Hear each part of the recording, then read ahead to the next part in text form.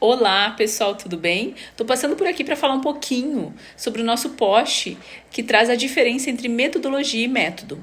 É muito importante as equipes que querem enxugar seus processos, que querem aumentar a excelência dos seus processos, que querem trabalhar a agilidade, entenda a diferença desses dois termos. Primeiro, a metodologia é o processo de trabalho.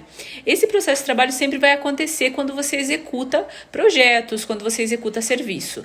Indiferente do caos que tenha, as dificuldades que você tenha no dia a dia, sempre vai acontecer uma metodologia de trabalho.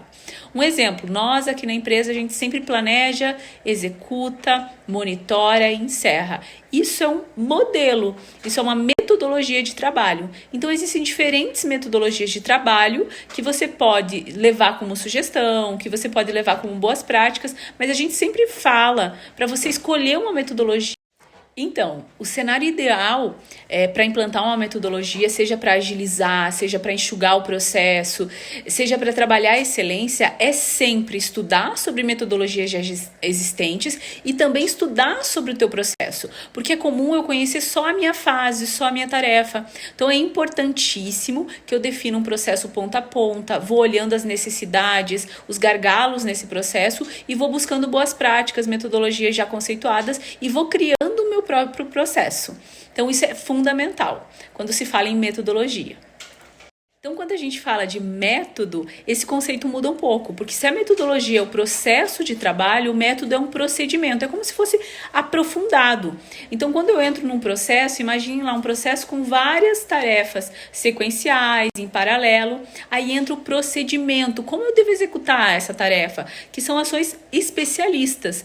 Essas ações especialistas, esse procedimento, esse passo a passo, eu pego a ferramenta X, eu coloco aqui essa atividade, eu faço dessa forma. Esse procedimento a gente chama de método.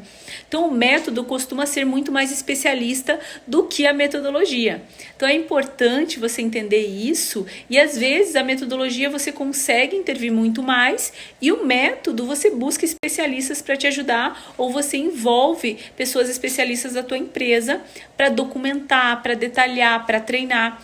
Então, é bom ficar muito claro a diferença entre metodologia e método, porque isso difere muitas vezes o como você vai trabalhar nessa melhoria, nesse procedimento. Às vezes você está com um problema no método e não na metodologia. Às vezes você está com um problema nos dois. Às vezes você primeiro tem que olhar para a metodologia de trabalho e depois para o método. Então é importante distinguir ambos e eu espero ter ajudado vocês com esse vídeo, esse post que a gente fez. Olá, pessoal, tudo bem? Estou passando por aqui para falar um pouquinho sobre o nosso post que traz a diferença entre metodologia e método. É muito importante as equipes que querem enxugar seus processos, que querem aumentar a excelência